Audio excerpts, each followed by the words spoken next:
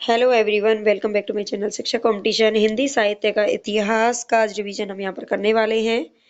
इसके इतिहास में जो भी इम्पोर्टेंट क्वेश्चन है वो सभी के लिए इम्पोर्टेंट है और यूजीसी नेट की खास कर से हमारी तैयारी चल रही है। तो आज हमारी यूनिट 2 है, इसमें हिंदी साहित्य का इतिहास। सबसे पहला क्वेश्चन है यहाँ पर, आपके कवियों में प्रथम नियुक्त कीर्तनकार कवि कौन थे? तो अष्टछाप को आपको याद कर लेना है, बहुत ही इंपॉर्टेंट है। अष्टछाप से एक आध क्वेश्चन जरूर बनता है, हर परीक्षा में बनता है, ठीक है।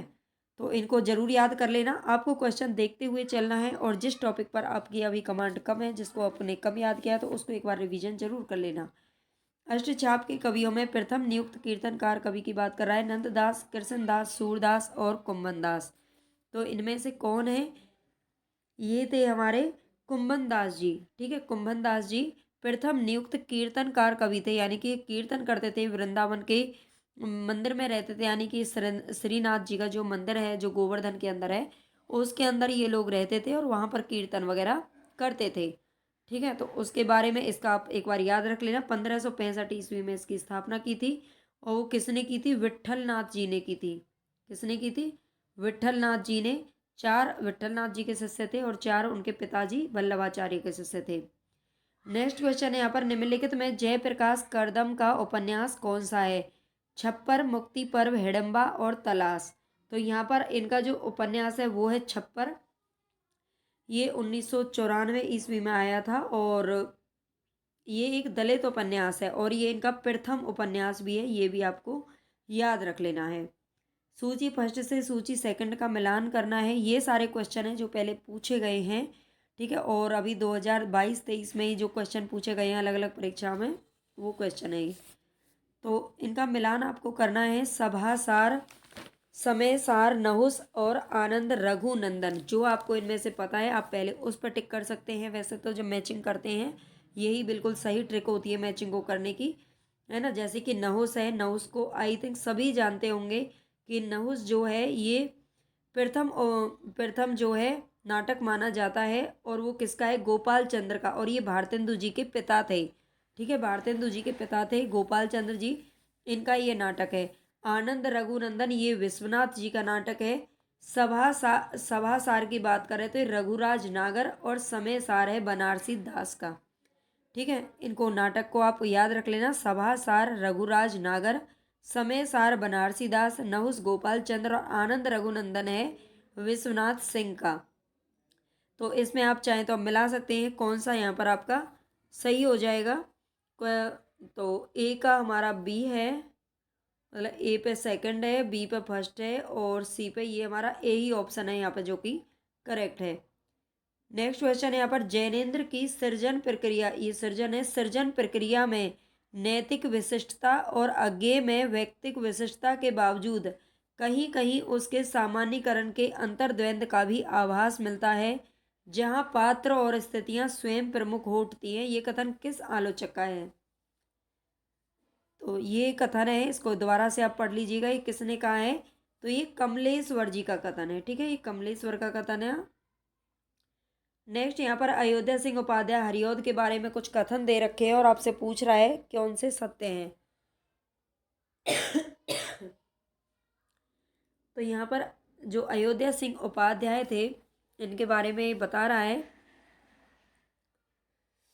क्या कह रहा है? रसिकेश उपनाम से ये ब्रज भाषा की रचनाएं इन्होंने की थी। ठेठ हिंदी का ठाठ नामक उपन्यास की रचना की थी। अनद्य नामक जो गीति नाट्य है उसकी रचना की थी। मिलन नामक प्रबंध काव्य की रचना की थी।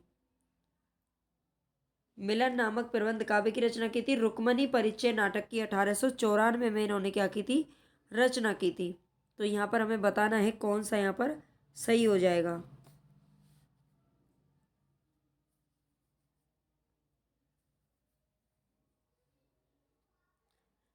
तो देखते हैं यहाँ पर, देखो ये ए इसमें बिल्कुल करेक्ट है। ऋषिकेश उपनाम से इन्होंने ब्रज भाषा में रचनाएं की थी, ठीक है। अयोध्या सिंह उपाध्याय का उपनाम आपको याद रखना है। ऋषिकेश नाम से इन्होंने ब्रज भाषा की रचनाएं की थी और ठेठ हिंदी का ठाठ इन्होंने उपन्यास की भी रचना की थी। अगर हम बात करें इसमें अनद्ध, तो ये अनद्ध जो है ये मैथिली शरण गुप्त जी का नाटक है, ना कि इनका। और मिलन की बात करें तो मिलन राम नरेश त्रिपाठी जी का प्रबंध काव्य है, ठीक है। राम नरेश त्रिपाठी जी का है मिलन। और अनद किसका है, तो ये गुप्त जी का है, मैथिली शरण गुप्त जी का। तो सी और डी तो इसमें गलत है। ई भी सही है। रुक्मणी परिचय की नाटक की इन्होंने रचना की थी 1894 ईस्वी में। तो यहाँ पर ए, बी और ई हमारा ए ऑप्शन बिल्कुल करेक्ट हो जाएगा। नेक्स्ट क्वेश्चन है यहाँ पर छायावाद के बारे में सही कथन बताने हैं आपको। छायावाद के जन्म में रीतिवाद का विरोध नहीं था। ये क्या कह रहा है कि छायावाद के जन्म में रीतिवाद का विरोध नहीं था। रीतिकालीन अतिशय श्रृंगारिकता के कारण छायावाद का जन्म हुआ। छायावाद जहाँ तक आध्यात्मिक प्रेम लेकर चला है वहाँ तक तो रहस्यवाद के ही अंतर्गत रहा है। मानवतावादी दृष्टि के पेट से ही काव्य में छायावाद का जन्म हुआ। छायावाद के बारे में बताना है आपको। तो यहाँ पर देखिए जो पहला इसमें ऑप्शन दे रखा है वो बिल्कुल गलत है ना। विरोध नहीं था, छायावाद के जन्म में रीतिवाद का विरोध नहीं था, ये गलत है। इसमें इसका ये सही नहीं है। और इसमें बी भी हमारा गलत है। रीतिकालीन अतिशय श्रृंगारिकता के कारण ही छायावाद का जन्म हुआ, ऐसा नहीं है। रीतिकाल के बाद तो बहुत समय मिला था, है ना। छायावाद तो बहुत बाद में हुआ आया था। और छायावाद जहाँ तक आध्यात्मिक प्रेम लेकर चला है वहाँ तक तो रहस्यवाद के ही अंतर्गत रहा है, ये बात बिल्कुल सही है। और मानवतावादी दृष्टि के पेट से ही काव्य में छायावाद का जन्म हुआ। सी और डी इसका जो ऑप्शन है वो बिल्कुल करेक्ट है। आप मुझे कमेंट करके बताएं कि आपको क्वेश्चन कैसे लग रहे हैं, क्लास कैसी लग रही है।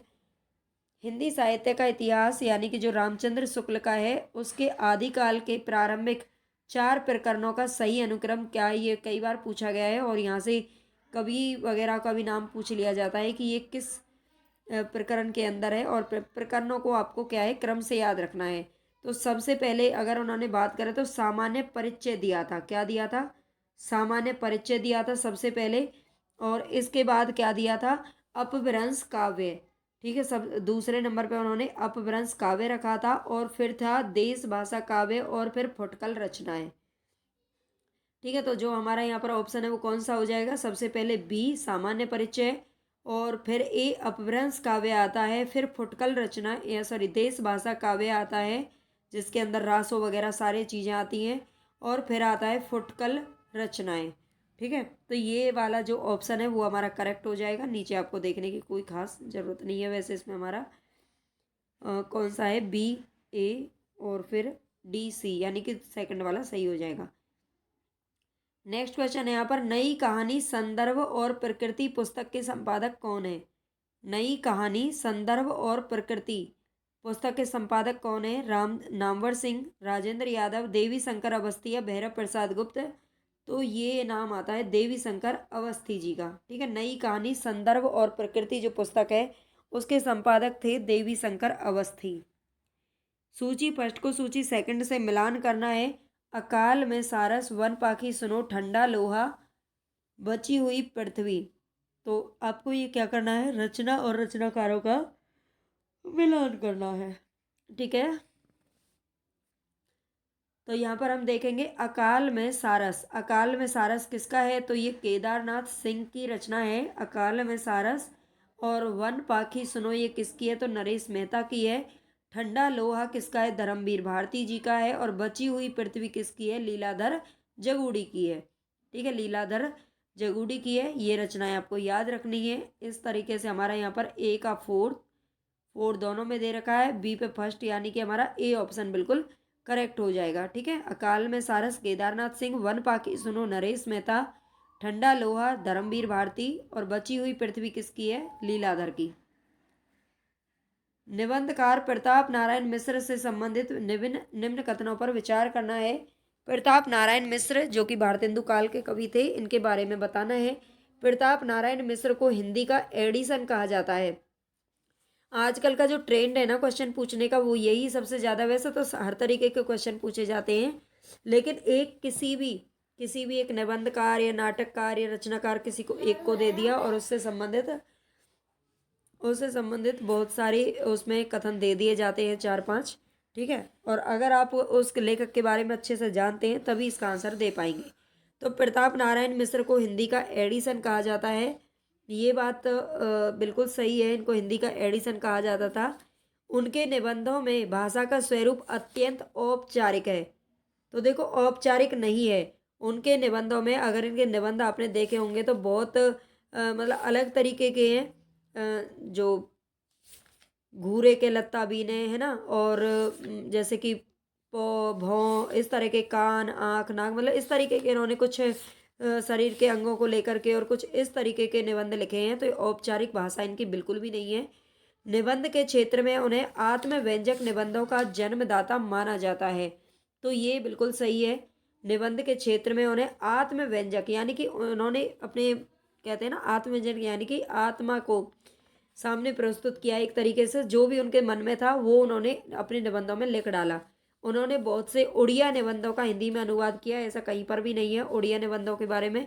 उनके निबंधों में संस्कृत और उर्दू के शब्दों के साथ साथ बैसवाड़े की ग्रामीण कहावतों और शब्दों का भी प्रयोग मिलता है, बिल्कुल मिलता है।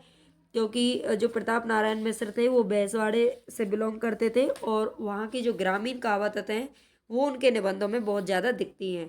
तो यहाँ पर ए, सी और ई हमारे ऑप्शन है वो करेक्ट हो जाएंगे।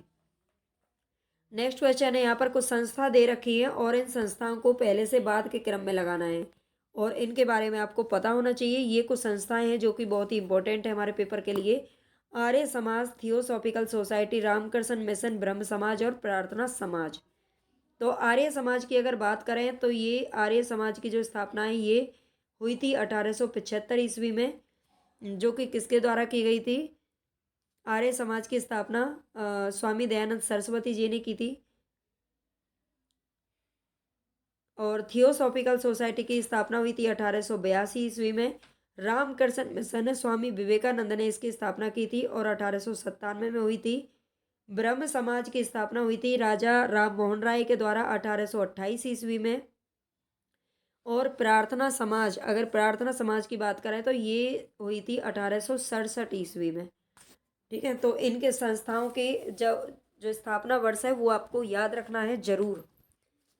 ये यहाँ से क्वेश्चन पूछे जाते हैं, ये हमारे हिंदी साहित्य के इतिहास में ही आता है। तो आर्य समाज 1875, सबसे पहले इसमें हुई थी ब्रह्म समाज की स्थापना, यानी कि डी हमारा बिल्कुल करेक्ट होगा। तो डी हमारा किस किस में दे रखा है? दोनों में दे रखा है, ए और बी में। ठीक है, ए और बी दोनों में दे रखा है। 1828 के बाद आएगा हमारा 1867 ईस्वी, यानी कि प्रार्थना समाज, डी ई हमारा सेकंड ऑप्शन यहाँ पर करेक्ट हो जाएगा। नेक्स्ट क्वेश्चन यहाँ पर, भारतेंदु युगीन कविता के निम्नलिखित कथनों पर विचार कीजिए। भारतेंदु युगीन जो कविता है उन पर विचार करना है। भारतेंदु हरिश्चंद्र ने अब्र नाम से उर्दू में कविताएं लिखी थी? नहीं लिखी थी। इन्होंने अब्र नाम से नहीं लिखी थी बल्कि रसा नाम से लिखी थी। भारतेंदु हरिश्चंद्र का नाम था रसा। इन्होंने लिखा था रसा उपनाम से, इन्होंने उर्दू में कविताएं लिखी थी। दशरथ विलाप और फूलों का गुच्छा, तो पहला वाला तो हमारा रॉन्ग हो गया। दशरथ विलाप और फूलों का गुच्छा खड़ी बोली में रचित है, ये बात बिल्कुल करेक्ट है। दशरथ विलाप और फूलों का गुच्छा किसमें है? खड़ी बोली में रचित हैं। ये दोनों किसके हैं? भारतेंदु जी के हैं। जगमोहन सिंह कानपुर के रंगमंच और वहां की संस्था रसिक समाज से जुड़े थे। तो ये भी हमारा गलत है, ये सही नहीं है, जगमोहन सिंह नहीं है इसमें। और गीत गोविंदानंद और वर्षा विनोद भारतेंदु हरिश्चंद्र जी की रचना है, ये भी बिल्कुल सही है। ठीक है, ये भी करेक्ट है, डी वाला। और भारतेंदु हरिश्चंद्र ने प्रातः समीरण कविता में बंगला के पयार छंद का प्रयोग किया था। ठीक है, उन्होंने कुछ गाली वाली भी जैसे होती है ना देहाती में, मतलब शादी ब्याह में मजाक के तौर पर, वो भी इसके अंदर आती हैं। तो ये प्रातः समीरण जो उनकी कविता है उसमें बंगला के प्यार चंद का प्रयोग किया था, ये बात बिल्कुल करेक्ट है। तो बी, डी और ई इसका जो सेकंड ऑप्शन है वो यहाँ पर सही होने वाला है। नेक्स्ट क्वेश्चन यहाँ पर, आत्मकथा के संबंध में निम्न कथनों पर विचार करना है। आत्मकथा, ये देखो इन क्वेश्चनों को देखकर आपको पता चल रहा होगा ये अभी 23-24 में जो एग्जाम हुए हैं उनमें से ही लिए गए हैं। ठीक है, यहाँ से आपको अच्छे से पता चल जाएगा कि क्वेश्चन इस तरीके से बनते हैं, और इस तरह की अभी जो टाइम बचा है उसमें आप रिवीजन कर लीजिएगा। आत्मकथा के संबंध में निम्न कथनों पर विचार करना है। बनारसी दास जैन की अर्धकथानक हिंदी की प्रथम आत्मकथा मानी जाती है। और मैं आपसे बस एक रिक्वेस्ट और करना चाहती हूँ कि अगर आपने अभी तक चैनल को सब्सक्राइब नहीं किया है तो वो तो आप कर ही लेंगे, लेकिन सबसे बड़ी बात है कि आप वीडियो को प्लीज़ पूरा देखा करो, उससे आपको तो फ़ायदा होगा ही। बहुत ही अच्छे सारे क्वेश्चन हैं, बिल्कुल एक एक क्वेश्चन चुन चुन करके यहाँ पर मैं लेके आती हूँ। कुछ क्वेश्चन ऐसे भी होते हैं जो मैं बनाती हूँ, आगे आपको देखने को मिलेंगे, है ना। और ये पूछे गए हैं, PYQ हैं। और इसके अलावा ना बहुत मतलब अच्छी बात है कि आपको तो फ़ायदा होगा ही, लेकिन मुझे बहुत बड़ा फ़ायदा होगा। मुझे बहुत ज़रूरत है कि आप पूरी वीडियो देखें। जितने ज़्यादा आप वॉच टाइम देंगे, मतलब वॉच करेंगे वीडियो को, उतना ही ज़्यादा। तो यहाँ पर हमें बताना है, आत्मकथा के संबंध में निम्न कथनों पर विचार कीजिए। बनारसी दास जैन की अर्धकथानक हिंदी की प्रथम आत्मकथा मानी जाती है। ये बिल्कुल करेक्ट है, इसको आप याद रख लीजिएगा। बनारसी दास जैन की है अर्धकथानक, और ये हिंदी की प्रथम आत्मकथा मानी जाती है। जोश मलिहाबादी की यादों की बारात, अमृता प्रीतम की रसीदी टिकट तथा हंसा वाडेकर की सुनो सुनाती हूँ, ये अनुदित आत्मकथाओं के उदाहरण हैं। ठीक है, अनुदित आपने नाटक तो बहुत देखे होंगे, लेकिन ये अनुदित आत्मकथाओं के भी उदाहरण हैं। यादों की बारात, रसीदी टिकट और सुनो सुनाती हूँ, तो ये भी बात बिल्कुल इसमें करेक्ट है। कस्तूरी कुंडल बसे प्रभा खेतान द्वारा रचित आत्मकथा है। तो कस्तूरी कुंडल बसे ये किसकी है? ये प्रभा खेतान की नहीं है। ठीक है, ये प्रभा खेतान की नहीं है, बल्कि ये मैत्रेयी पुष्पा की है। ठीक है, ये मैत्रेयी पुष्पा जी की है। अपने अपने पिंजरे सौरज सिंह बंधन द्वारा रचित आत्मकथा है, जो कि 1955 में लिखी गई थी। तो यहाँ पर ये भी इसमें क्या है, गलत है, ये सही नहीं है। अपने अपने पिंजरे, ये स्योरन सिंह बेचैन की नहीं है, ये बेचैन है, बंधन नहीं है। अपनी खबर पांडे बेचन शर्मा उग्र द्वारा रचित आत्मकथाएं, तो ये बात भी सही है। ठीक है, A, B और E, इसमें जो तीसरा ऑप्शन है वो हमारा यहाँ पर सही हो जाएगा। दोबारा से पढ़ लीजिएगा। और प्लीज़ अगर आपको देखो पसंद भी नहीं आ रही है ना, तो मेरे लिए आप इतना कर दीजिएगा, मतलब पसंद तो आएगी, आपके लिए यूजफुल रहेगी क्लास। अगर आप सच में तैयारी कर रहे हैं तो आपको पसंद जरूर आएगी। और आप बस ऐसे ही टाइम पास कर रहे हैं कि बस हाँ यहाँ वहाँ, यहाँ थोड़ा पढ़ लिया, वहाँ थोड़ा पढ़ लिया, कभी ये किताब पढ़ी, कभी वो किताब पढ़ी, तो ऐसे ना तो आप सफल ही हो पाएंगे और आपका टाइम भी वेस्ट होगा, वो अलग चीज़ है। तो इसीलिए आप जहाँ भी पढ़ें, एक जगह रुक करके पढ़ें, ढंग से पढ़ें, और ऐसा पढ़ें कि बार बार आपको पढ़ने की ज़रूरत ही नहीं पड़े। मैं तो यही कहती हूँ कि चाहे थोड़े दिन तैयारी के मिले, लेकिन उसमें इतनी सॉलिड तैयारी करो कि एक बार में ही आपका एग्ज़ाम निकल जाए, कोई भी एग्ज़ाम तो चाहे। और इसलिए प्लीज़ पूरी वीडियो को आप जरूर देखना है। जो भी मैं मैराथन क्लास लेके आ रही हूँ, उनको कंप्लीट वॉच किया करो प्लीज़। हवन उपन्यास निम्न में से किसकी कृति है? तो हवन उपन्यास के बारे में बताना है। ऊजा रासे, ऊषा राजे, सक्सेना सुषमा बेदी, दिव्या माथुर या ऊषा प्रेमवदा, तो ये सुषमा बेदी जी की रचना है। नेक्स्ट क्वेश्चन है, निम्न में से हिंदी भाषा में सबसे पहले खेला गया मंचित नाटक कौन सा है? मतलब सबसे पहले जो इसको मंच प्रदान किया गया था, वो नाटक कौन सा है? तो ये है जानकी मंगल, जो कि शीतला प्रसाद जी का है। इसमें हम कई बार इसको समझ लेते हैं कि ये भारतेंदु जी का है, लेकिन नहीं, ये शीतला प्रसाद जी का है। और ये जानकी मंगल, लेकिन इसमें लक्ष्मण का रोल निभाया था किसने? भारतेंदु हरिश्चंद्र जी ने। नाम मंजरी किसकी रचना है? नाम मंजरी परमानंद नंददास कृष्णदास छीत स्वामी, तो ये नंददास जी की रचना है नाम मंजरी। रस्मो रिवाज भाखा का दुनिया से उठ गया, यह कथन किसका है? रस्मो रिवाज भाखा का दुनिया से उठ गया, ये सदा सुख राय निसार की क्या है? सदा सुख लाल है वैसे इनका नाम, सदा सुख राय निसार, यही बुक में लिखा था। ये इनका ही ये कथन है, इसको याद रख लीजिएगा। चांद सूरज के बिरन, चांद सूरज के बिरन, ये किस विधा की एक कथा रचना है? जीवनी, आत्मकथा, संस्मरण या रेखा चित्री, तो ये आत्मकथा है। ठीक है, चांद सूरज के बिरन आत्मकथा है। प्रद्युम्न विजय नामक एक पद्यबद्ध नाटक किसने लिखा था? तो ये लिखा था गणेश कवि ने। ठीक है, प्रद्युम्न विजय किसका है? गणेश कवि का है। छायावाद हिस्टीरिया की भांति हिंदी कविता का एक मानसिक रोग है, ये उक्ति किसकी है? तो छायावाद हिस्टीरिया की भांति हिंदी कविता का एक मानसिक रोग है। इलाचंद जोशी, नंददुलारे वाजपेयी, नगेंद्र, या फिर ये है प्रभाकर माचवे जी का। निबंध में हजारी प्रसाद द्विवेदी की परंपरा को प्रशस्त किया है विद्यानिवास मिश्र ने, ये कथन किस इतिहासकार का है?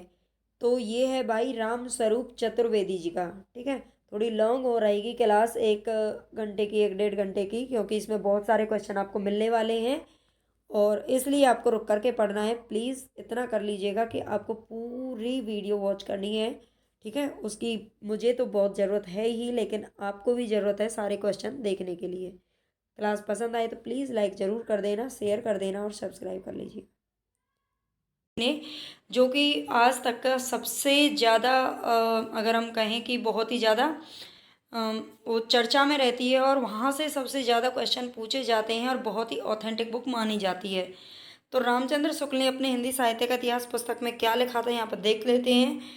किसी काल विस्तार को लेकर यूं ही पूर्व और उत्तर नाम देकर दो हिस्से कर डालना ऐतिहासिक विभाग विभाग नहीं कहला सकता। तो ये बात किसने कही थी? रामचंद्र शुक्ल जी ने कही थी अपने हिंदी साहित्य का इतिहास अपनी पुस्तक में, कि किसी काल विस्तार को लेकर यूं ही पूर्व और उत्तर नाम मतलब देना ऐतिहासिक विभाग नहीं है। तो ये इनका कहना था। बिल्कुल ये बात करेक्ट है, इनकी बुक में लिखी हुई है ये बात। इतिहास की पुस्तक में किसी कवि की पूरी क्या अधूरी आलोचना भी नहीं हो सकती। बिल्कुल रामचंद्र शुक्ल जी ने बिना किसी वजह के और बिना किसी कारण के किसी की कोई आलोचना करने की मतलब कभी ऐसा नहीं किया। तो इतिहास की पुस्तक में किसी कवि की अधूरी आलोचना नहीं हो सकती, ऐसा इन्होंने बोला था, बिल्कुल बोला था। नेक्स्ट है यहाँ पर देखते हैं, आप ठीक से इनको पढ़ लेना, एक बार में दिखाई नहीं देगा। रीतिकाल के कवियों के परिचयात्मक विवरण मैंने शिव सिंह सरोज से ही लिए हैं।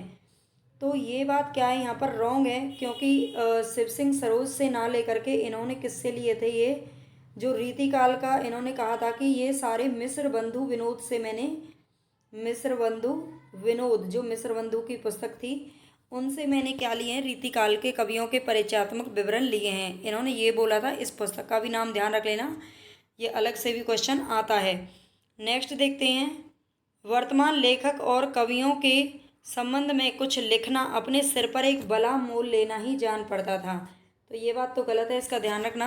वर्तमान लेखक और कवियों के संबंध में कुछ लिखना अपने सिर पर, तभी तो उन्होंने छायावाद के बाद से मतलब आधुनिक युग का उन्होंने बस थोड़ा बहुत ही लिखा है, बस छायावाद तक ही, और उसके बाद उन्होंने अपनी पुस्तक में नहीं लिखा, क्योंकि उन्होंने कहा था कि आधुनिक कवियों के बारे में लिखना अपने सिर पर एक बला मोल लेना ही जान पड़ता था, है ना। वैसे आप जानते हैं जो भारतेंदु युग है उससे ही आधुनिक युग शुरू हो जाता है, लेकिन वो छायावाद तक जो उनकी पुस्तक है अगर आपने पढ़ी है तो बहुत अच्छी बात है, नहीं पढ़ी है तो ये पेपर देने के बाद है ना आप एक बार ज़रूर पढ़ लेना, मैं भी कोशिश करूँगी।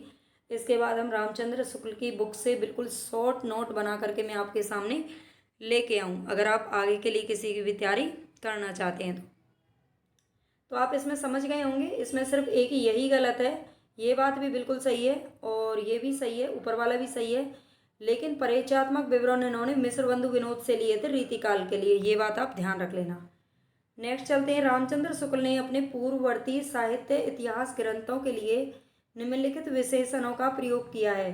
तो इनसे रामचंद्र शुक्ल की बुक से पहले जो क्या लिखे गए थे, इतिहास ग्रंथ लिखे गए थे हिंदी साहित्य के लिए, तो उनके लिए इन्होंने क्या विशेषण प्रयोग किए हैं? शिव सिंह सरोज के लिए क्या कवि वृत्त संग्रह इन्होंने बोला था, बिल्कुल बोला था, ये सही बात है। और modern vernacular literature of northern Hindustan, ये किसकी पुस्तक है? ग्रियर्सन की पुस्तक है और ये शिव सिंह सेंगर की पुस्तक है, शिव सिंह सरोज, इनका नाम भी आप ध्यान रख लेना। और इसका जो प्रकाशन वर्ष है ये है 1883 और ये मॉडर्न वर्नाक्यूलर 1888 में द एशियाटिक सोसाइटी में छपा था। ये बड़ा कवि व्रत संग्रह इसको बोला है, मतलब कवि व्रत संग्रह शिव सिंह सरोज, बड़ा कवि व्रत संग्रह है ना, इसका नाम तो वैसे भी बहुत बड़ा है, ऐसे ही देख लेना। तो इसको क्या बोला इन्होंने? ग्रियर्सन की पुस्तक को बड़ा कवि व्रत संग्रह। और मिस्र बंधु विनोद की अगर हम बात करें तो मिस्र बंधु विनोद को इन्होंने क्या बोला था? प्रकांड कवि व्रत संग्रह, क्या बोला था? प्रकांड, इनका नाम ध्यान रख लेना। मिस्र बंधु विनोद को इन्होंने प्रकांड कवि व्रत संग्रह बोला था। क्यों बोला था? क्योंकि ये इससे इन्होंने पूरे रीतिकाल का, तो पूरा रीतिकाल इन्होंने इसी में से कॉपी किया था। और इसके अलावा ये जो इन दोनों की अपेक्षा इसमें काफ़ी कुछ लिखा हुआ था। और जो मिस्र बंधु विनोद है ये 4 भागों में प्रकाशित हुआ था, जिसके 3 भाग, मतलब अगर हम यहाँ पे लिखें कि इसके जो 3 भाग थे वो 1913 में प्रकाशित हुए थे और इसका जो चौथा भाग था, चौथा भाग कब प्रकाशित हुआ था? 1934 में प्रकाशित हुआ था। ठीक है, ये भी ध्यान रख लेना। मिस्र बंधु विनोद कब प्रकाशित हुआ था? तो ये 2 बार प्रकाशित हुआ, 1934 और 1913 में। और ये मॉडर्न वर्नाक्यूलर 1888 में, द एशियाटिक सोसाइटी ऑफ, इसमें ये प्रकाशित हुआ था। और शिव सिंह सरोज 1883 में प्रकाशित हुआ था। तो आई थिंक आपको इतना समझ में आ गया होगा। नेक्स्ट चलते हैं हम। किसी भी साहित्य के इतिहास को समझने के लिए उससे संबंधित जातीय परंपराओं, राष्ट्रीय और सामाजिक वातावरण एवं सामयिक परिस्थितियों का अध्ययन विश्लेषण आवश्यक है। यह कथन किस पद्धति के संदर्भ में कहा गया है? तो किसी भी साहित्य के इतिहास को समझने के लिए क्या होना चाहिए? जातीय परंपराओं का पता होना चाहिए, राष्ट्रीय और सामाजिक वातावरण के बारे में, फिर सामयिक परिस्थितियों का अध्ययन करना। तो ये कथन किस पद्धति के संदर्भ में कहा गया है? ये कहा गया है विधेयवादी पद्धति। जो रामचंद्र शुक्ल जी ने जो अपनी पुस्तक लिखी थी वो विधेयवादी पद्धति में लिखी थी। ये साहित्य लेखन के क्या हैं? अलग अलग पद्धति हैं। काला अनुक्रमी पद्धति होती है जो काल के अनुसार, जैसे किसी का जन्म पहले हुआ तो उसको पहले रख दिया, किसी का जन्म बाद में हुआ तो उसको बाद में रख दिया, ये होता है कालानुक्रमी। वर्णानुक्रम का मतलब होता है ABCD। ABCD के जो होते हैं ना अल्फाबेटिक, जिनको लिखा जाता है, उनको बोलते हैं वर्णानुक्रम पद्धति। और वैज्ञानिक पद्धति जो डॉक्टर गणपति चंद्र गुप्त थे, उन्होंने वैज्ञानिक पद्धति अपनाई थी। तो ये तो आप अब जानते ही हो, वैज्ञानिक पद्धति में जो कुछ इतिहास में सही सही लिखा होता है उसके बारे में लिखना। आदिकालीन साहित्य में वीर रस की रचनाओं में प्राय किस भाषा का प्रयोग किया गया? तो आदिकालीन जो साहित्य में वीर रस की रचनाएं लिखी गई थी, है ना, जैसे पृथ्वीराज रासो हो गया, है ना, और जैसे मतलब पद्मावत हो गया, बीसल देव रासो भी वैसे वीर रस, और उसमें कुछ जो रस होता है श्रृंगारिक रस भी है। तो ऐसे जो वीर रस की रचनाएं लिखी गई थी उनमें किस भाषा का प्रयोग किया गया था? तो ये किया गया था डिंगल भाषा का। किसका? डिंगल भाषा का प्रयोग किया गया था, जो कि राजस्थानी से संबंधित है। रेवातट समय आप जानते हैं, ये हमारे मतलब उसमें सिलेबस में लगा हुआ है यूनिट 5 में। तो उसमें से क्वेश्चन है, रेवातट समय में वर्णित गजनी नरेश की मुक्ति से संबंधित कौन सी बात सही? जो पृथ्वीराज रासो लिखा गया है उसमें से ये एक समय है, समय यानी कि उसका एक भाग है। ये भी ध्यान रखना, जो पृथ्वीराज रासो है उसमें अलग अलग जो भाग किए गए हैं उनको क्या नाम दिया गया है? तो समय नाम दिया गया है। ठीक है। रेवातट समय में वर्णित गजनी नरेश की मुक्ति से संबंधित कौन सी बातें सही हैं? तो गजनी नरेश के अमीरों ने दंड स्वरूप हाथी, घोड़े और मणि माणिक्य देकर गौरी को बंदी गृह से मुक्त कराया था। आप जानते होंगे जो 1191 में तराइन का प्रथम युद्ध हुआ था, तो उसमें मोहम्मद गौरी हार गया था, और हारने पृथ्वीराज चौहान से हारा था। तो पृथ्वीराज चौहान ने उसे बंदी बना लिया था और अपने दरबार में ले गए थे। ठीक है, और लेकिन फिर बाद में उसको छोड़ दिया था। तो यहीं पर यही पूछा है, उसको मुक्त क्यों किया था? तो गजनी नरेश के जो अमीर थे, है ना, वो गजनी का ही तो नरेश था, मोहम्मद गौरी वहीं से आया था वो युद्ध लड़ने के लिए। तो उन्होंने बहुत सारा मतलब धन धान्य दे करके गौरी को बंदी गृह से मुक्त कराया था। ये बात बिल्कुल सही है। खिज्र खान और दूसरे सुल्तानों के दबाव में आकर पृथ्वीराज चौहान ने गौरी को मुक्त किया, तो ये बात गलत है, क्योंकि वो किसी के दबाव में नहीं थे। और सुलह और शांति स्थापित करके पृथ्वीराज ने गजनी नरेश को सम्मान उसके घर भेजा था। ठीक है, तो ये बात भी सही है। पृथ्वीराज ने मतलब क्या किया था? पृथ्वीराज चौहान ने मतलब शांति स्थापित करने के लिए ही उसको ससम्मान उसके घर वापस भेज दिया था। तो ये दोनों तो बात बिल्कुल इसमें करेक्ट हैं। नेक्स्ट इसमें है नहीं, इतना ही है। चलते हैं आगे। विद्यापति की पदावली किस भाषा की रचना है? तो विद्यापति को आप जानते हैं, इनकी एक उपाधि है मैथिल कोकिल। आप सभी जानते होंगे, इनको बहुत सारी उपाधियां दी गई हैं, जिनमें से एक उपाधि दी गई है मैथिल कोकिल। मैथिल कोकिल आप जानते हैं, जो मैथिली भाषा है वो बिहार की है, और मैथिली में ही इन्होंने अपनी पदावली लिखी थी। मैं इन्हीं के कारण इनको मैथिल कोकिल की उपाधि दी गई थी। बाकी इनकी जो 2 रचनाएं हैं, कीर्तिलता और कीर्ति पताका, उन दोनों को इन्होंने अभट्ट भाषा में लिखा था। अच्छा, मैं यहाँ पर एक बात आपको बता देती हूँ, अभी याद आया है कि हिंदी साहित्य के अगर आपने हिंदी साहित्य बहुत अच्छे से पढ़ रखा है तो अच्छी बात है।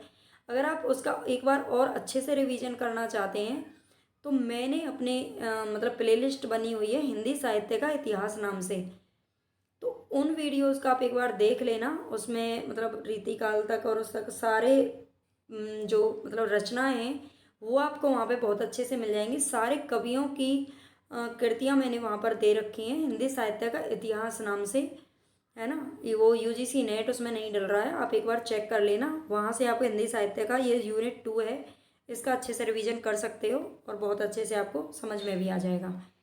तो आप समझ गए होंगे इसको। मैथिली के में लिखी थी इन्होंने पदावली। आचार्य शुक्ल के अनुसार हिंदी साहित्य का आविर्भाव कब से माना जा सकता है, तो इन्होंने कहा था प्राकृत की जो अंतिम अपभ्रंश अवस्था है उससे हिंदी साहित्य का आविर्भाव माना जा सकता है। इन्होंने अपनी हिंदी साहित्य की पुस्तक में ये बात लिखी हुई है। नेक्स्ट देखते हैं, निम्नलिखित में से कौन सा विद्वान है जो पृथ्वीराज रासो को सर्वथा अप्रमाणिक ग्रंथ मानने वालों में शामिल नहीं है। इनको आप एक बार जरूर याद कर लेना। किसने, जो आप पृथ्वीराज रासो है उसको किसने अप्रमाणिक माना है, किसने प्रमाणिक और किसने अर्ध प्रमाणिक माना है।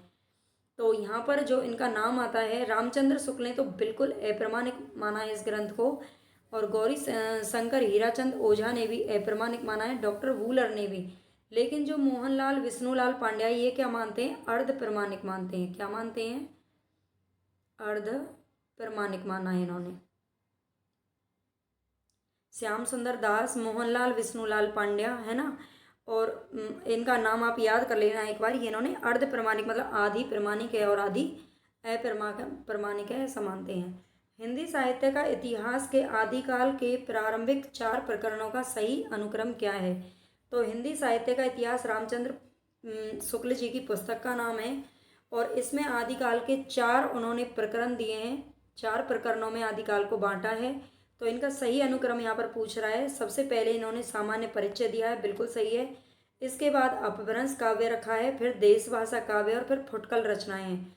तो इसका जो अनुक्रम है वो बिल्कुल ABCD में ही रखा जाएगा। ठीक है, चलते हैं नेक्स्ट। इनको ध्यान कर लेना, पूछे जाते हैं आजकल बहुत ज़्यादा। नंददास के बारे में रामचंद्र शुक्ल के क्या विचार हैं। तो नंददास आप जानते हैं जो भक्ति काल के कवि हैं नंददास जी। तो इनके बारे में क्या कहते हैं रामचंद्र शुक्ल जी, इनकी रचना भी बड़ी सरस और मधुर है। तो ऐसा तो इन्होंने नहीं कहा। कृष्ण की रासलीला का अनुप्रासायुक्त साहित्यिक भाषा में विस्तार के साथ वर्णन है। तो कृष्ण की रासलीला का अनुप्रासा आप जानते हैं कृष्ण की रासलीला जो इन्होंने लिखी थी नंददास जी ने, तो उसमें विस्तार के साथ क्या है, साहित्यिक भाषा का वर्णन है। ये बात बिल्कुल कही थी। इनकी जो रचना है रास पंचाध्यायी, यहाँ पर ये रास है, रास पंचाध्यायी सोरठा छंद में लिखी गई है। किस छंद में, सोरठा छंद में लिखी गई है। तो ये बात भी बिल्कुल करेक्ट है, ये रामचंद्र शुक्ल जी ने बोला था। अनुप्रास और चुने हुए संस्कृत पद विन्यास नंददास की कविता में नहीं पाए जाते। तो ये बात भी क्या है, गलत है। तो इसका आंसर है B और C। ठीक है, दोनों ही राइट है। शुद्ध प्रेम मार्गी सूफी कवियों की शाखा में सबसे प्रसिद्ध जायसी हुए, जिनकी पद्मावत हिंदी काव्य क्षेत्र में एक अद्भुत रत्न है।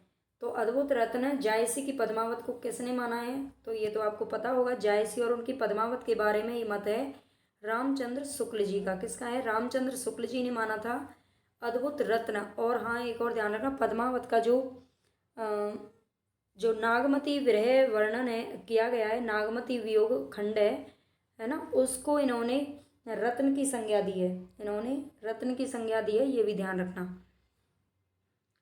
अद्वैतवाद के प्रवर्तक कौन है, तो इनको भी आप ध्यान रख लेना। अद्वैतवाद ये जो वादों की जो स्थापना की थी, इनको आप अच्छे से ध्यान रख लेना। अद्वैतवाद के प्रवर्तक कौन है, तो ये शंकराचार्य हैं।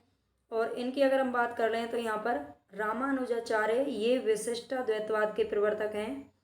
विशिष्टाद्वैतवाद, ठीक है, विशिष्टाद्वैतवाद आगे आप लिख लेना। हाँ, मध्वाचार्य ये द्वैतवाद के हैं। इन्होंने शंकराचार्य का जो वाद था अद्वैतवाद, उसी के आधार पर अपना द्वैतवाद इन्होंने लिखा था और इन्होंने शंकराचार्य का जो अद्वैतवाद था उसका खंडन किया था। ठीक है, वल्लभाचार्य की आप बात करें तो वल्लभाचार्य जी ने शुद्धाद्वैतवाद लिखा था। क्या लिखा था, शुद्धाद्वैतवाद, जिसे द्वैताद्वैतवाद भी कहा जाता है। ठीक है, तो ये तीनों चारों आप याद रख लेना। और भी इसमें 2-3 आते हैं नाम, उनका भी याद रखना।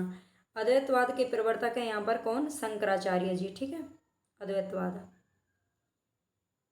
सुमेलित करना है आपको। बसो मोरे नैनंद में नंदलाल, बसो मोरे नैनंद में नंदलाल, तो ये बात किसने कही थी? तो इसका तो सामने ही है, ये मीराबाई जी का कथन है। प्रभु जी मोरे अवगुण चित्त न धरो, प्रभु जी मोरे अवगुण चित्त न धरो, ये किसने कही थी? ये सूरदास जी का कथन है। अब लो नसैनी नसानी अब ना नसै हो, ये तुलसीदास जी का कथन है। किसका है? ये तुलसीदास जी का है। हम यहाँ पर लिख देते हैं तुलसी दास। तो ये किसका है? तुलसीदास जी का कथन है। अव्वल अव्वल अल्लाह नूर उपाय कुदरत के सब बंदे, तो सबको एक समान कौन मानता था? तो ये कबीर जी मानते थे। कौन मानते थे? कबीर जी मानते थे कि सब एक ही कुदरत के बंदे हैं। ठीक है, तो ये कबीर जी ने माना था। इस तरह की पंक्तियां आप जरूर याद कर लेना, और जो फेमस है उनको तो अच्छे से याद करना है। ठीक है, इसी के लिए पंक्तियां वगैरह अगर आपको अच्छे से याद करनी है तो प्लेलिस्ट में हिंदी साहित्य का जो इतिहास है वहाँ से आपका यूनिट 2 का अच्छा रिवीजन हो जाएगा। बाकी हम जो 5 to 10 रिवीजन करेंगे वहीं से ही क्वेश्चन पूछे जाएंगे, इसमें आपको ज़्यादा टेंशन लेने की ज़रूरत नहीं है। निम्नलिखित कृतियों का सही अनुक्रम क्या है? तो इनमें से निम्नलिखित कृतियों का सही अनुक्रम आपको पूछा है मृगावती, पद्मावत। तो आप यहाँ पे ही देख सकते हैं, मृगावती ये 1501 में लिखी गई थी और 1503 में लिखी गई थी शायद, और पद्मावत 1540 में लिखी गई थी। तो ये तो यहीं पे ही गलत हो जाता है, क्योंकि पद्मावत हमेशा मृगावती के बाद आएगा और बाकी किसी में है भी नहीं, है ना। तो यही इसका सही ऑप्शन है, मृगावती, पद्मावत, इसके बाद चित्रावली और फिर इंद्रावती। ठीक है, इंद्रावती, ये ध्यान रख लेना। इनका एक अनुक्रम भी आप याद कर लेना। बाकी जो कवि हैं, देखो अभी थोड़ी सी क्या है, मुझे ठीक नहीं लग रहा है, मैं ज़्यादा नहीं बोल पा रही हूँ, इसलिए मैं ज़्यादा एक्सप्लेन भी नहीं कर पाऊँगी अब। बाकी आप एक बार देख लेना, जितना हो सकता है उतना मैं कर ही रही हूँ। सर्वव्यापी एक कुम्हारा, जाकी महिमा आर न पारा, हिंदू तुर्क का एक ही करता, एक ही ब्रह्मा सवन का भरता। इसके रचनाकार कौन है? सर्वव्यापी एक कुम्हारा, जाकी महिमा आर न पारा, हिंदू तुर्क का एक ही करता, एक ही ब्रह्मा सवन का भरता। तो आप याद रख लेना, ये पंक्ति किसकी है? कबीरदास की, मलूकदास या फिर तुलसीदास या रहीमदास। तो ये जो पंक्ति है वो है मलूकदास जी की। उन्होंने कहा था कि एक ही ब्रह्मा सवन का भरता, मतलब सबका जो पालन करता है वो एक ही है। ऐसा कौन कहता है? मलूकदास कहते हैं। ठीक है, ये बहुत ही इंपॉर्टेंट है पंक्तियां, ध्यान रखना इनको। सुनी है कथा कौन निर्गुण की, रची पची बात बनावत, सगुन सुमेर प्रगट देखियत, तुम तरण की ओर दुरावत। ये पंक्तियां किसकी हैं? सुनी है कथा कौन निर्गुण की, रची पची बात बनावत, सगुन सुमेर प्रगट देखियत, तुम तरण की ओर दुरावत। ठीक है, ये पंक्तियां किसने कही हैं? तो सूरदास जी ने कही हैं। ये बात किसने कही है? सूरदास जी ने कही है ये बात। ठीक है, मतलब निर्गुण की कथा कौन सुनेगा, ऐसा उन्होंने बोला था। तुलसीदास की किस रचना में संत महंतों के लक्षण वर्णित हैं? तो क्या वैराग्य संदीपनी, रामाज्ञा प्रसन्न, ये पार्वती मंगल या जानकी मंगल। देखो इसका तो आप ध्यान रख लेना, जो सॉरी मैं इसको नहीं करती हूँ, नहीं तो कंफ्यूज हो जाओगे। रामाज्ञा प्रसन्न जो है ये इनका एक ज्योतिष शास्त्र से संबंधित ग्रंथ है ना, रामाज्ञा प्रश्नावली प्रश्न बोलते हैं। और वैराग्य संदीपनी जो है ये, इसमें क्या है? संत महंतों के लक्षण वर्णित हैं वैराग्य संदीपनी के अंदर। एही रूप एक थी ओ सियु, एही रूप त्रिभुवन कर जीव, काव्य पंक्ति किस कवि की है? तो ये किस कवि की है? त्रिभुवन कर जीव, है ना। ऐसे मतलब कुछ कीवर्ड पकड़ लिया करो आप पंक्तियों वगैरह में से, क्योंकि याद नहीं रहती, है ना। ऐसे हम भी बिल्कुल ऐसे याद कर रखते हैं सारी चीज़ें कि त्रिभुवन कर जीव, है ना। ये किसकी पंक्ति है? तो ये मंझन की कवि पंक्ति है ना। किसकी है? मंझन की है। मंझन जिन्होंने मधुमालती को लिखा था। निम्नलिखित कृतियों को रचनाकारों के साथ सुमेलित करना है। तो इसमें से जब सुमेलित करने के लिए आए कभी भी तो आप ध्यान रखना, जो आपको अच्छे से याद है पहले उसका मिलान कर लिया करो। आई होप आप करते भी ऐसे ही होंगे, है ना। फिर भी क्या है कि हमारा काम है एक बार बोलने का। भरत मिलाप, ध्यान मंजरी, रामायण महानाटक, अवध विलास या हनुमान नाटक। देखो सबसे पहले तो हनुमान नाटक को मिला लो, ये हृदय राम ने लिखी थी। किसने? हृदय राम यानी कि हनुमान जी ने ही अपना हृदय चीर कर दिखाया था कि उनके हृदय में कौन है, राम सीता हैं, ठीक है। और अवध विलास किसकी है, तो ये लालदास की है। और रामायण महानाटक की अगर बात करें, रामायण महानाटक किसकी है, तो प्राणचंद चौहान की है। किसने लिखी थी, प्राणचंद चौहान ने लिखी थी रामायण महानाटक। ध्यान मंजरी किसकी, अग्रदास की। और भरत मिलाप किसकी है, ईश्वर दास की, ठीक है। भरत मिलाप ईश्वर दास ने लिखी थी और ध्यान मंजरी किसकी, अग्रदास जी की है। ध्यान रख लेना, ये आपको जो कृतियाँ हैं उनके रचनाकारों के नाम भी ध्यान रखने हैं। वल्लभाचार्य का वेदांत सूत्र पर लिखा गया प्रसिद्ध ग्रंथ कौन सा है, तो वल्लभाचार्य जी ने वेदांत सूत्र पर कौन सा ग्रंथ लिखा था, तो वैसे ये सारे जो ग्रंथ है ध्यान रख लेना, पुष्टि मार्ग रहस्य, आनंद भाष्य, अनुभाष्य, सृष्टि रहस्य, ये चारों के चारों वल्लभाचार्य जी के ही हैं, ये भी ध्यान रख लेना। बाकी जो अनुभाष्य है वो इन्होंने वेदांत सूत्र पर लिखा था।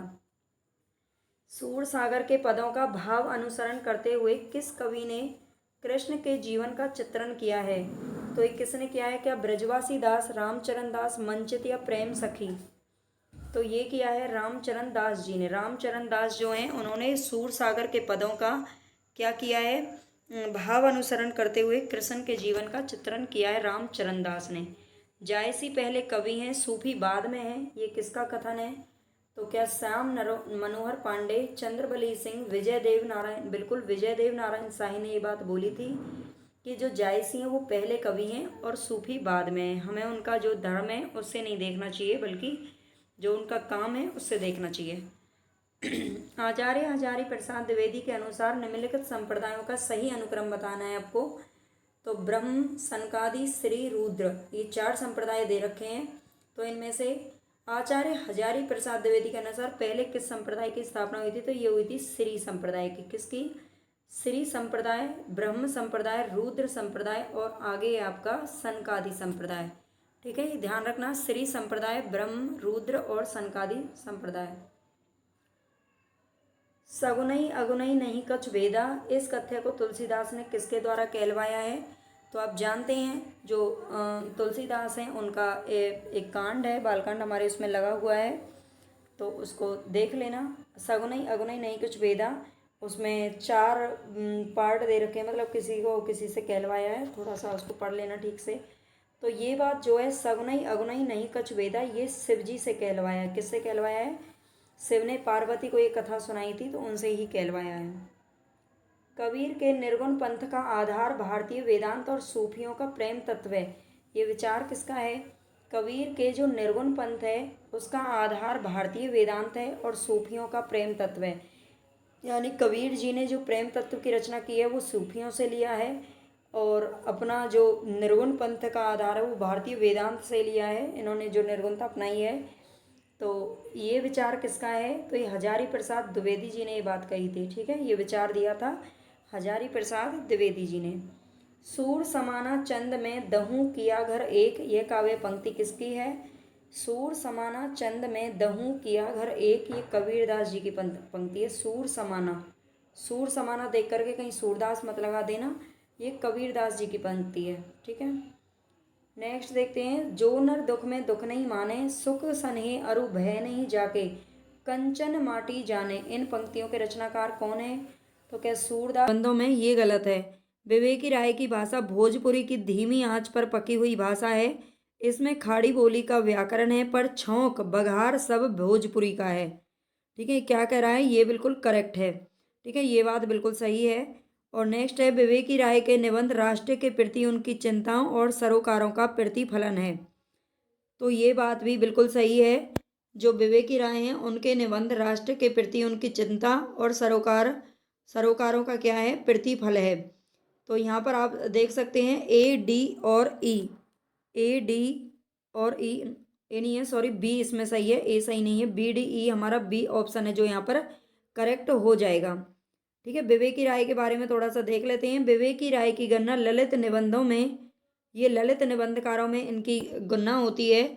आचार्य हजारी प्रसाद द्विवेदी, विद्यानिवास मिश्र और कुबेरनाथ राय की परंपरा में की जाती है, ठीक है। इनके अन्य निबंध है किसानों का देश 1956 ईस्वी, गाँव की दुनिया 1957 ईस्वी, त्रिधारा 1958 ईस्वी, फिर वे तलवा डार पर डाल पर 1962 ईस्वी, आस्था और चिंतन 1991 ईस्वी, गवई गंध गुलाब ये 1980 में आया था, आम रास्ता नहीं है 1988 ईस्वी।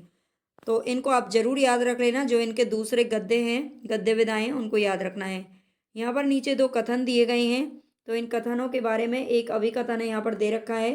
प्रयोगवादी कवि ने जिस नए सत्य के शोध और प्रेषण के नए माध्यम की खोज की घोषणा की थी, वह सत्य इसी मध्यम वर्गीय समाज के व्यक्ति का सत्य था। ठीक है, ये कह रहा है कि प्रयोगवादी कवि ने जिस नए सत्य के शोध और प्रेषण के नए माध्यम की खोज की घोषणा की थी, वह सत्य इसी मध्यवर्गीय समाज के व्यक्ति का सत्य था। दूसरा दे रखा है, मध्यवर्गीय समाज के सत्य की अभिव्यक्ति प्रयोगवाद में पहली बार हुई है। तो यहाँ पर हमें सही और गलत का क्या बताना है, चयन करना है।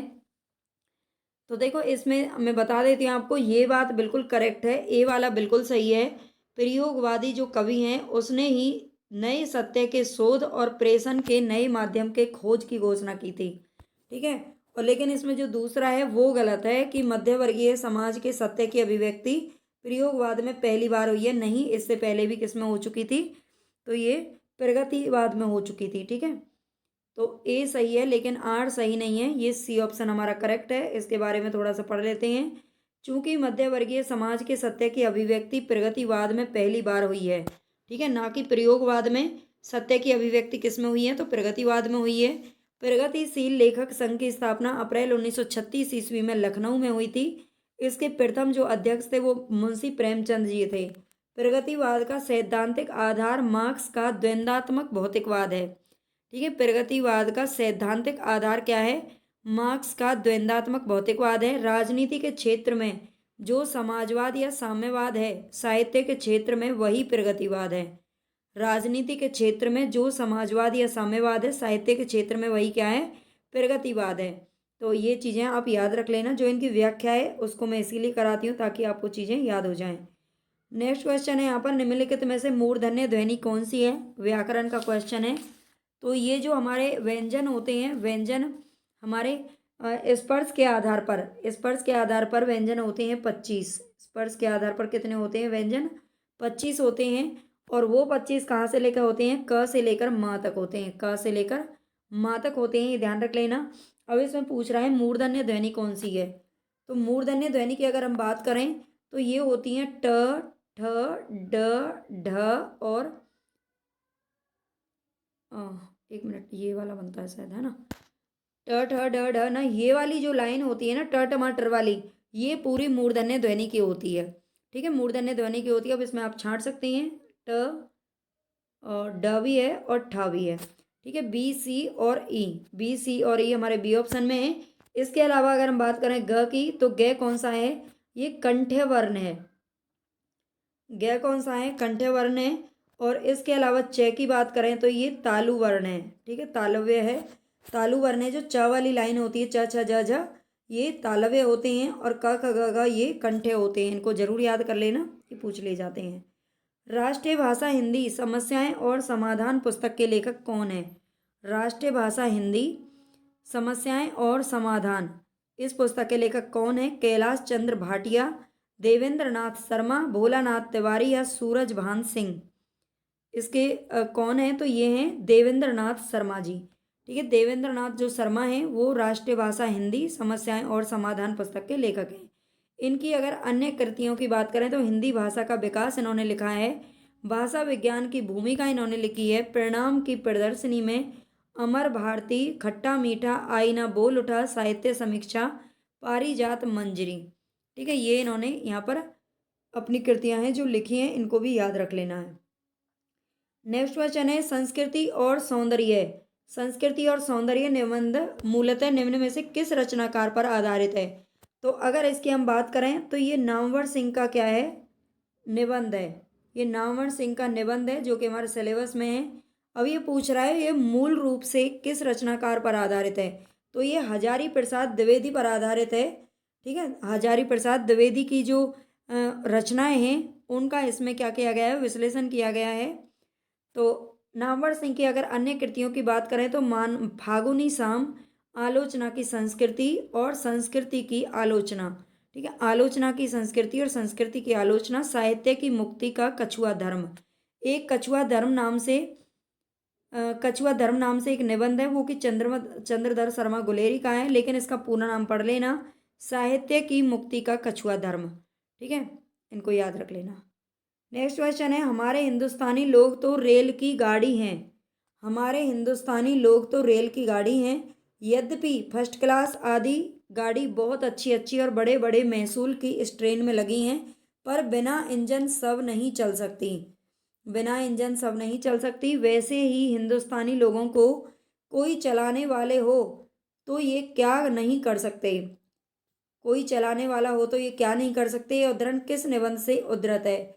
तो ये जो निबंध है वो किसका है और किस से लिया गया है? ये भारतेंदु हरिश्चंद्र जी का एक निबंध है, भारत वर्षोन्नति कैसे हो सकती है। ठीक है, भारत वर्षोन्नति कैसे हो सकता है, कैसे हो सकती है। उसने इसका जो कारण बताया है वो खुद भारतीयों को ही बताया है कि भारतीय इतने आलसी हैं कि वो अपने लिए कुछ कर ही नहीं सकते, वो अपने लिए कभी कोई कुछ करते ही नहीं है, है ना। तो वो इसीलिए तो उन्होंने बोला है हमारे जो हिंदुस्तानी लोग हैं वो रेल की गाड़ी हैं, रेल की गाड़ी से उनकी क्या की है, तुलना की है ना। उसमें फर्स्ट क्लास आदि डिब्बे बहुत लगे हैं, लेकिन बिना इंजन के सब बेकार हैं, वो चलते नहीं हैं, खुद से कुछ करते नहीं हैं, इसलिए भारतवर्ष उन्नति नहीं हो सकती। ये उसमें बोला गया है, जो कि भारतेंदु हरिश्चंद्र का है। अगर इसकी बात करें तो 1884 ईस्वी में प्रकाशित हुआ था, इसका भी याद रख लेना है। दिल्ली दरबार दर्पण की अगर हम बात करें तो दिल्ली दरबार दर्पण भी किसका है?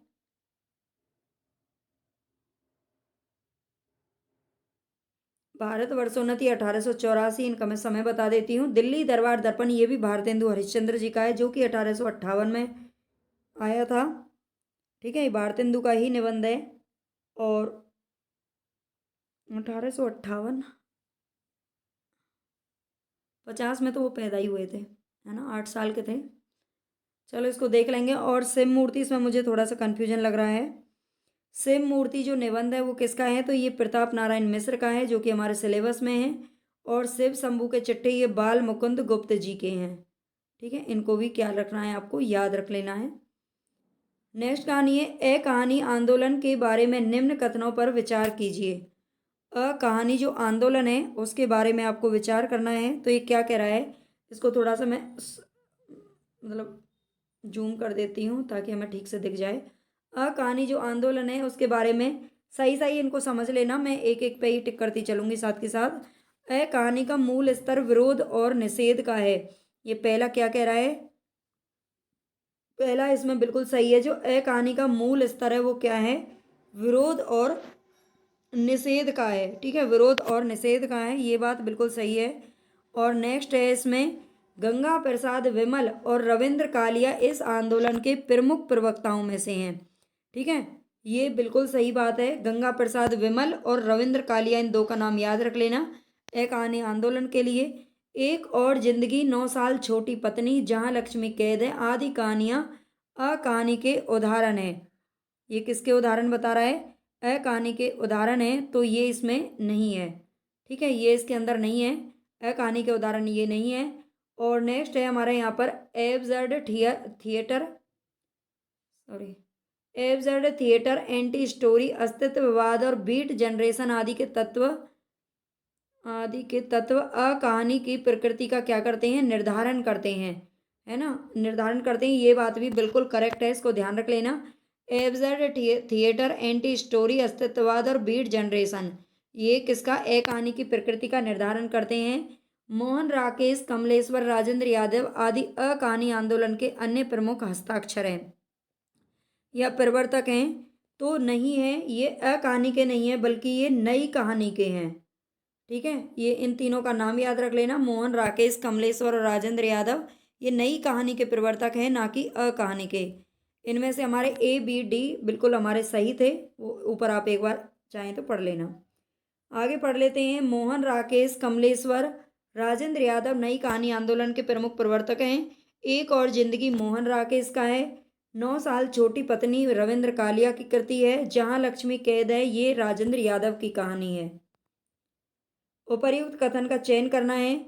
स्वरों का स्वतंत्र उच्चारण नहीं किया जा सकता है।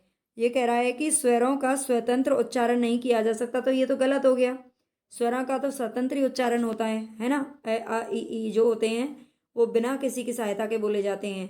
आगे दे रखा है स्वनिम के दो भेद होते हैं, खंडे और खंडेतर, है ना। ये बात बिल्कुल क्या है, करेक्ट है। स्वनिम के दो भेद ही तो होते हैं, खंडे और खंडेतर। स्वरों का स्वतंत्र उच्चारण किया जा सकता है, ये बात सही है ना। ये बात इन्होंने सही बोली है। उत्पत्ति सर्वनाम में लिंग के कारण रूपांतर हो जाता है। जो सर्वनाम होता है उसमें लिंग के कारण क्या हो जाता है, रूपांतर हो जाता है। वे जा रहे हैं, वे जा रहे हैं, लेकिन इसमें लिंग तो क्या है, लिंग के कारण नहीं होता, लिंग के कारण नहीं होता। वह जा रही है, वह जा रहा है, ठीक है। वह जा रही है, वह खा रही है, वह खा रहा है, तो इसमें नहीं होता भाई, सर्वनाम में नहीं होता है, ठीक है। सर्वनाम में रूपांतरण नहीं होता, ये गलत है। उत्पत्ति या विकास की दृष्टि से शब्दों के चार भेद होते हैं। तो उत्पत्ति या विकास की दृष्टि से शब्दों के चार भेद हैं, ये बात बिल्कुल करेक्ट है, ठीक है। ये बात बिल्कुल क्या है, करेक्ट है। तो यहाँ पर हमारे बी सी और ई, बी सी और ई हमारा ए ऑप्शन है जो कि यहाँ पर करेक्ट है। चलते हैं नेक्स्ट क्वेश्चन की तरफ। उपन्यासों की कथा भाषा के संबंध में निम्नलिखित कथन विचारणीय है। उपन्यासों की जो कथा भाषा है, कथा की भाषा है, उसके संबंध में बताया गया है। राग दरबारी उपन्यास में शब्द क्रीड़ा श्लेष और बिंबों का व्यंग्यार्थ प्रयोग है। ये क्या कह रहा है, जो श्रीलाल शुक्ल जी का जो राग दरबारी उपन्यास है उसमें शब्द क्रीड़ा श्लेष और बिंबों का व्यंग्यार्थ प्रयोग है, ये बात तो करेक्ट है। बाण भट्ट की आत्मकथा जो कि हजारी प्रसाद द्विवेदी का क्या है, उपन्यास है, इसकी भाषा अलंकारहीन और तत्सम रहित है। ये तो बहुत गलत बात बोल दी, है ना। हजारी प्रसाद द्विवेदी इतने बड़े आदमी हैं तो ऐसा थोड़ी ना करेंगे। मेला आंचल में भाषिक मसखरेपन का नाटकीय प्रयोग है, ठीक है। मेला आंचल में, जो मेला आंचल है किसका है, फणीश्वर नाथ रेणु का है, जो कि एक आंचलिक उपन्यासकार थे। इसमें भाषिक मस्खरेपन का, मस्खरेपन का क्या है, मस्करा लगाते हैं ना, उसका नाटकीय प्रयोग है, ये बात भी बिल्कुल करेक्ट है। शेखर एक जीवनी जो अज्ञे की रचना है, अज्ञे का उपन्यास है, शेखर एक जीवनी उपन्यास में क्या है, बिंबों की दर्शनीय भाषिक छवियां है, ये बात भी सही है।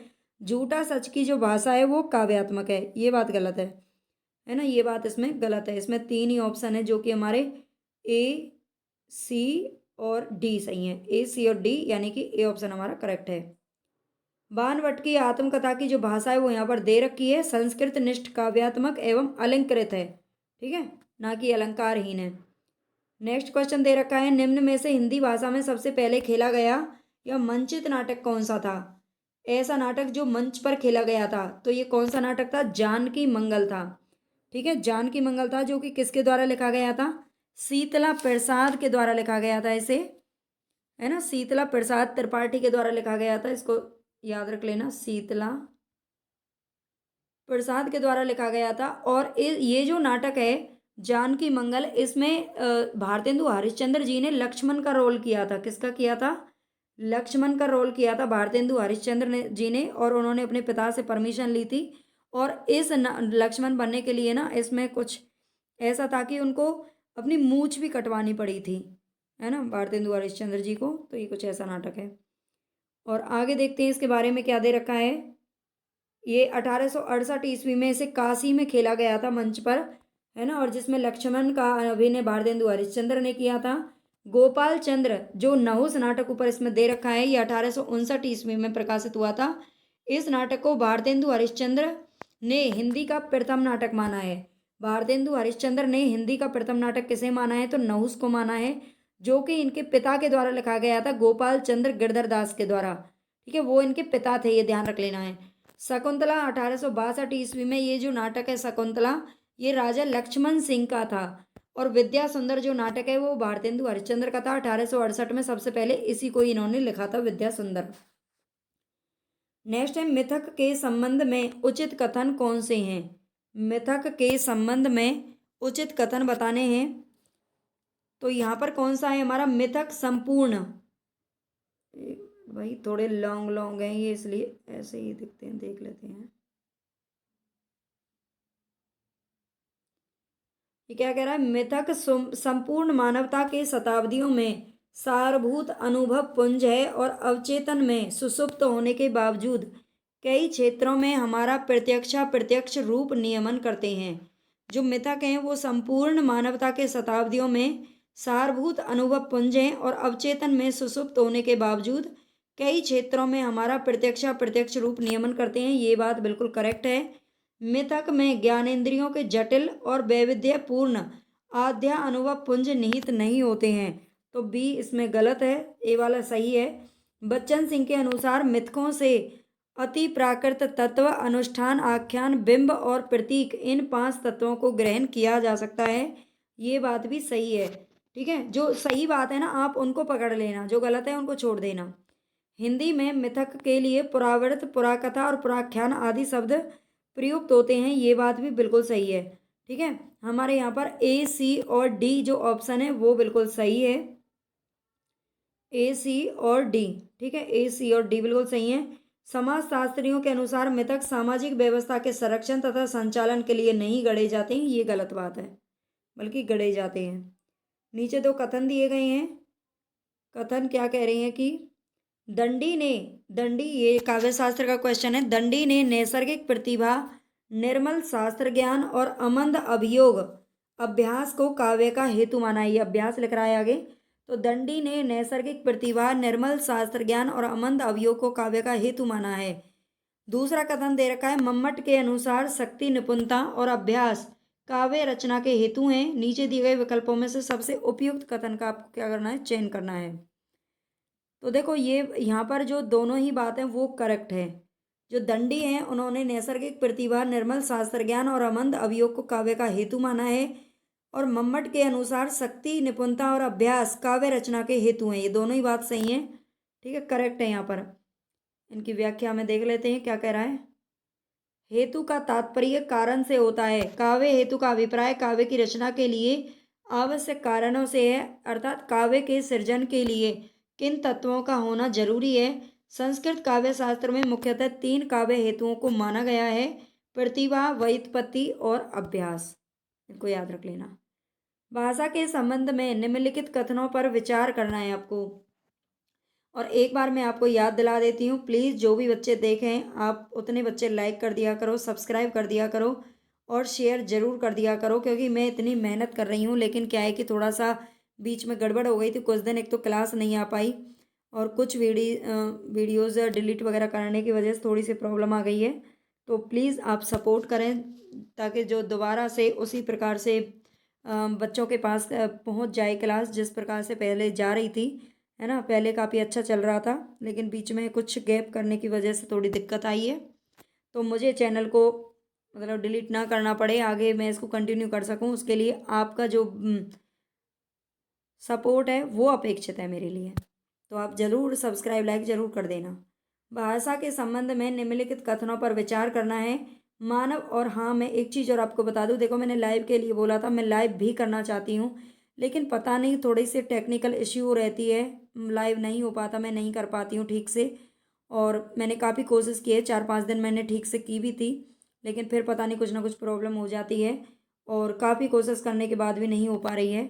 और इतना अभी मेरे पास मतलब बजट नहीं है कि मैं कुछ नई चीज़ें खरीद सकूँ। तो प्लीज़ आप जैसे मैं पढ़ा रही हूँ, आपको वैसे क्लास कंटिन्यू मिलती रहेंगी, चाहे रिकॉर्ड मिले चाहे लाइव मिले। आपकी पढ़ाई में अब बाधा बिल्कुल नहीं आएगी। आप जुड़िए और परमानेंट तैयारी करिए। भाषा के संबंध में निम्नलिखित कथनों पर विचार करना है। मानव भाषा में भूमिकाओं की परस्पर परिवर्तनीयता होती है। ये क्या कह रहा है, भाषा के संबंध में बात हो रही है। तो मानव भाषा में भूमिकाओं की परस्पर क्या होती है, परिवर्तनीयता होती है। विविधता मानव भाषा का अभिलक्षण नहीं है, तो ये बात तो गलत है, इसमें पहला वाला सही है। मानव भाषा यादृच्छिक होती है, ये बात सही है। भाषा द्वैतता को अभिरचना की द्वैतता भी कहते हैं, ये बात भी सही है। स्थान और काल का अंतरण मानवेतर भाषा गुण है, तो ये बात गलत है।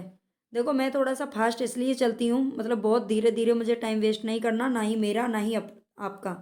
मुझे पता है वैसे भी आप लोग ज़्यादा या तो स्पीड में देखते होंगे, क्योंकि जो टाइम है वो पूरा नहीं हो पाता।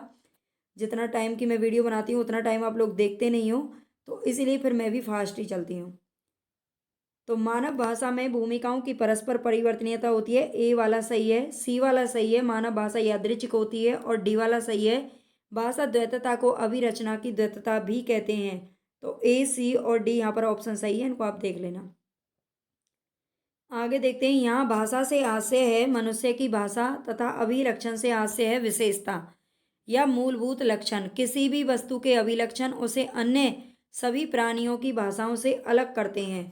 किसी भी वस्तु के जो अभिलक्षण है वो उसे अन्य सभी प्राणियों की भाषाओं से अलग करते हैं। यहाँ ध्यान देने की बात है कि भाषा केवल मनुष्यों की ही बपौती नहीं है। मकड़ी, मधुमक्खी, गिबन तथा चिंपैंजी आदि अनेक ऐसे जीव जंतु हैं जो किसी न किसी प्रकार की भाषा का प्रयोग करते हैं। हाँ, यह अवश्य है कि मनुष्य की भाषा अन्य सभी जीवों की भाषा से अलग है। उसके अपने कुछ ऐसे अभिलक्षण हैं जो सभी मिलकर उसे अन्य प्राणियों की भाषाओं से अलग करते हैं। अर्थात इन अभिलक्षणों में तो कुछ अन्य जीवों की भाषाओं में मिलते हैं, किंतु सभी केवल मानव भाषा में ही मिलते हैं। ईश्वर को पाने का एकमात्र उपाय यह है कि उसे उसकी सृष्टि में देखा जाए और इस सृष्टि से एकात्म में स्थापित किया जाए। ये कथन किसका है? ये कह रहा है ईश्वर को पाने का एकमात्र उपाय यही है कि उसे उसकी सृष्टि में देखा जाए और इस सृष्टि से एकात्म में स्थापित किया जाए। यानी कि सृष्टि का मतलब है हमारे आसपास जो लोग रहते हैं, हम जिन लोगों से मिलते हैं, उनमें ही हम भगवान को रूप देखें, है ना। तभी हमें भगवान, मतलब हमें हर किसी में भगवान ऐसा लगना चाहिए कि हमारे जो सामने वाला इंसान है वो, उसमें भी भगवान है, हमें भी भगवान है, उसके अंदर भी भगवान है। अगर ये सारी चीज़ें हम सोचेंगे, है ना, ऐसा हमें लगना भी चाहिए। कहते हैं ना, नर नारायण ही नर सेवा ही नारायण सेवा होती है। तो ये बात किसने कही है? रविन्द्रनाथ टैगोर, महर्षि अरविंद, महात्मा गांधी या बाल गंगाधर तिलक। तो ये बात किसने कही है? महात्मा गांधी जी ने कही है भाई, महात्मा गांधी। और इनके बारे में थोड़ा सा देख लेते हैं, क्योंकि जो हमारी यूनिट 4 है वैचारिक पृष्ठभूमि, वहाँ से महात्मा गांधी से क्वेश्चन पूछे जाते हैं। भारत में ब्रिटिश शासन की स्थापना के कारण मौजूद विचारों, आदर्शों और संस्थाओं की समीक्षा हुई। इस संपर्क का पहला प्रयोग स्वाभाविक रूप से धार्मिक क्षेत्र में पड़ा। ऐसा इसलिए था क्योंकि भारत में अधिकांश विचार, आदर्श और संस्थाएं कमोवेश धर्म से जुड़ी थी। इसका परिणाम ब्रह्म समाज और प्रार्थना समाज जैसे नए सुधारवादी संप्रदायों का उदय था। गांधी जी धार्मिक वातावरण में पले बड़े थे। गांधी जी खुद का एक रूढ़िवादी हिंदू कहते थे, खुद को एक रूढ़िवादी हिंदू बोलते थे गांधी जी, ये ध्यान रख लेना, ऐसा इसमें लिखा है। लेकिन उन्होंने अस्पृश्यता की खतरनाक और क्रूर व्यवस्था की कभी वकालत नहीं की। ठीक है, उन्होंने कभी भी क्या नहीं कहा? अस्पृश्यता की खतरनाक और जो क्रूर व्यवस्था थी उसकी कभी वकालत नहीं की। वह भारत में प्रचलित जाति व्यवस्था में विश्वास नहीं करते थे। इस बारे में वे कहते हैं, ईश्वर ने मनुष्य को श्रेष्ठता या हीनता के तमगे के साथ नहीं बनाया। कोई भी धर्मांतय जो किसी इंसान को उसके जन्म के कारण हीन या अछूत करार देता हो, वह हमारी निष्ठा का आदेश नहीं दे सकता। यह ईश्वर और सत्य जो कि ईश्वर है का इनकार है। गांधी जी ईश्वर में विश्वास करते थे, लेकिन उनके लिए ईश्वर नैतिक नियम धर्म था। उनका कहना है कि सत्य ही ईश्वर है। मेरे लिए, वो कहते थे कि मेरे लिए ईश्वर सत्य और प्रेम है, ईश्वर नैतिकता और सदाचार है, ईश्वर अव्यय है, ईश्वर प्रकाश और जीवन का स्रोत है, और फिर भी वह इन सभी से ऊपर और परे है। गांधी जी ने इंडियन ओपिनियन, नवजीवन, हरिजन और यंग इंडिया जैसे पत्र भी निकाले थे। इनके पत्रों का नाम याद रख लेना। गांधी जी ने इंडियन ओपिनियन, नवजीवन, हरिजन तथा यंग इंडिया जैसे पत्र निकाले थे। नेक्स्ट क्वेश्चन है, निम्नलिखित में से कौन अज्ञे द्वारा रचित कहानी नहीं है? विपथगा, शरणार्थी, नदी के दीप और जयदोल। देखो, इसमें जो नदी के दीप है ये इनकी क्या नहीं है? उपन्यास है। ये मतलब कहानी नहीं है, बल्कि इसकी जो विधा है वो उपन्यास की है, नदी के दीप। बाकी इनकी सब कहानियां हैं। इनकी कहानियों को एक बार और देख लेते हैं। ये अज्ञे द्वारा रचित कहानी नहीं है। जो नदी के दीप है उपन्यास है ना। और इनके द्वारा रचित अन्य उपन्यास की अगर बात करें तो शेखर एक जीवनी, इसके 2 भाग थे। एक 1940 में प्रकाशित हुआ और दूसरा 1944 के अंदर, तथा अपने अपने अजनबी 1961 ईस्वी। अज्ञे द्वारा अगर रचित कहानियों की बात करें तो विपथगा 1937 ईस्वी, परंपरा 1940, कोठरी की बात 1945, शरणार्थी 1948, जयदोल 1951, ये तेरे प्रतिरूप 1961, अमर वल्लरी 1945 ईस्वी। ठीक है, ये इनकी कहानियाँ, स्क्रीनशॉट वगैरह ले लेना। आई होप आपको क्लास पसंद भी आएगी और आपके लिए यूजफुल तो 100% रहेगी, ये गारंटी मैं आप देती हूँ।